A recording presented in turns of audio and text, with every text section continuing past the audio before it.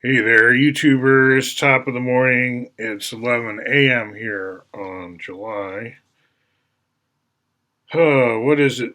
Checking Apple Watch, 24th of 2022. And in the most recent episode on this channel, I had just tested for the first time Camtasia 2022, which is video editing and screen capture, right? So I run Camtasia as I do whatever I do on my screen, right? So it's kind of like Zoom share and that kind of stuff. So where we're at is at the Buckminster Fuller page on Wikipedia. And for the record, I've not ever touched this page to my recollection, at least. You might find I'm wrong about that, but I don't think so. I'm sure, I look at this page. I say this in contrast to the Synergetics page, Fuller Synergetics page, where my fingerprints are all over that one and as documented, right? Because in Wikipedia, behind every page, you can talk about that page and people document the changes because Wikipedia is a sort of group project, okay? So scrolling to the bottom of it, I wanted to, not to the very bottom, I wanted to do a segue to from his appearance in popular culture. Now, I think this could be extended influence and legacy in popular culture. This seems pretty short, but maybe because I'm missing something. Like, for example, the museum stuff is not considered popular culture, perhaps. There's a lot of museum exhibits, including going on right now, and I don't see anything that recent here. So I'm guessing this page is just somewhat out of date. I don't know. Oh, yeah, the love song of our Buckminster Fuller, that did appear here in Portland. And I have talked about it in my blogs. And I think here, too, let me just say, I was involved in the Occupy Portland movement. And I was kind of imagining kind of like a spooky government behind the scenes kind of image for it because it was an emerging civilization in a way, but it could not fit on a park block. Anyway, I had this Ministry of Education concept, and I'd located it in this Washington school where Linus Pauling had actually gone. And then all of a sudden, out pops, after it being abandoned for a long time, out pops this show where it's like all of a sudden a parade popped out of this building regarding Bucky Fuller, actually. I'm trying to scroll to that location where this happens in my blog. There we go. Right? So that they'd remodeled it. It wasn't all that. It was in my mind, it took me by surprise to some degree. So here it says a ministry event and so forth, and I've got slides from when that happened. There we are streaming in. This was the virtual high school that Bonnie and I worked on in that pre-Second Life when we were doing 3D school online way back. That's a POV ray there. And in my last episode, what I talk about is POV ray in high school. So back to Wikipedia now. I just wanted to say the House of Tomorrow 2017, okay, they give a cover there of the movie, and that's maybe a different cover than I saw. But it's based on a novel by Peter Bogdanany of 2010, and they mention that the woman who plays the Bucky acolyte or Bucky disciple, an elderly lady, you could say, the grandmother of the protagonist, she's obsessed with Fuller, as it says, and and the person who actually plays that part also did know Fuller in real life. As I remarked at the time, I thought the audio sounded dubbed in on Fuller's voice, but I wasn't sure about that. Not that that's a problem. I'm just curious. Might follow that up someday. So here we go towards today's topic, which is a continuation of yesterday. I'm going to talk about the School of Tomorrow because that comes from, right? That comes from the House of Tomorrow as a meme. And why not? The House of Tomorrow is perfect for what Bucky was into. There you see it over there, School of Tomorrow. I'm heading in there. This is public GitHub repo. You can go here, you can clone this, you can spread this around. All of this is like a free book, except it'll do interactive and it's Jupyter Notebook assemblies.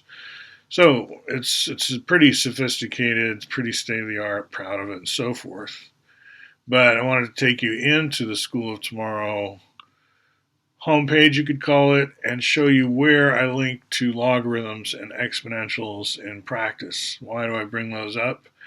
Because in the table of contents for the School of Tomorrow that I'm developing, I've just added new sections on logarithmic functions and trig functions. Here we go, logarithms and powers, trig functions. Yesterday we were hanging out with the XYZ vectors a lot.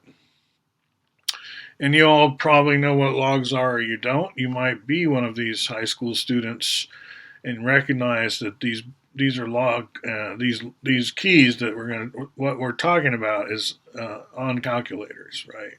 These are famous calculator keys. And I make the point that you've got to be pretty special to make it on that tight real estate. Like not many keys, not much room at the end of the day on a calculator. So it kind of distills into very tight arrangements all of a lot of math that I would say you could call it high school math. It's everything on a calculator, but then we tackle it here inside the context of Jupyter Notebooks, which are interactive and can have a computer language to back them up. So it used to be slide rules, and before that it was lookup tables in books to get logs, to get trig functions. But now, as I show the past, I'm also showing the current, the present. Instead of a graphing calculator, we in the office, in the industrial world, probably are using something more like this, right? It's embedded already inside of a sophisticated environment where we can also add pictures and so on. So where does this go in the School of Tomorrow is the question, and I can look at that globally, I can look at that out there in the School of Tomorrow, and again, it's named to echo, okay, there's the core of the Bucky philosophy right there. It's named to echo, and Koski identities follow directly, stuff about computer programming, place-based education, the new volumes table, World Game Museum, and all this kind of stuff. And finally, cryptography. Way towards the bottom, I start getting into this literary sidebar piece. And there's that DVD for the House of Tomorrow. And you can see hints of tensegrity and jitterbug. And clearly, this is a desktop made of glass, so there's reflectivity. And it's labeled as such a DVD. So this is the movie based on the book, but where you're looking at it now, and there's Occupy I talked about, Occupy Portland 2011. What we're in now is the School of Tomorrow, which is way futuristic, I think, compared to retro. Insofar as House of Tomorrow was deliberately and very much has a retro feel, I like to think that this material is more at least contemporary. Like this is what we are doing. I do teach this material in the Silicon Forest. Now, the last thing though, where do we do the logs? Where do they come in the School of Tomorrow? So I'll go back to that. I'm going to answer my own question, of course, which is in connection with, in the historical sense, atomic physics and radiotoxins, you could call them, or they're not all toxic, and used in the right amounts are good in medicine. Like there's a lot we can do by controlling the different frequencies of radiation, electromagnetic radiation, like gamma and all these things. Some of them are, not just regular light, right? You can have alpha particles, beta particles. So we call that data science and visualization. Is that where I want to go? I don't think so. Nuclear isotopes here. Fukushima, Chernobyl, like that. So we're not going to sweep all this under the rug. We're not going to say the health effects of nuclear power don't include all of this kind of like so far the track record, the testing, and the health effects. That all folds into it, right?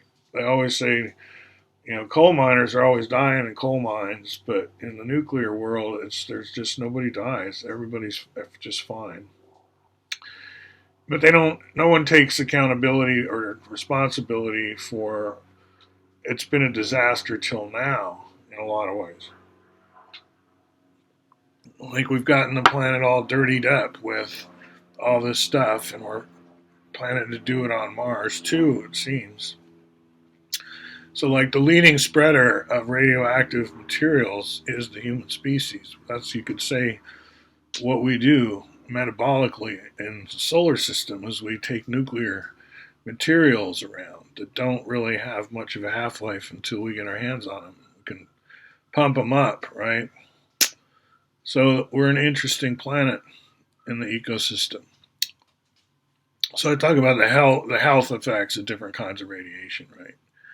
This is all international kind of codified stuff, but basically particles of high velocity are like bullets, and they just shoot through your DNA and break it in places. And sometimes that's trivial, doesn't mean anything, but other times we think, right? The theory is you damage the cell in such a way that it can cause, pathologies of many kinds.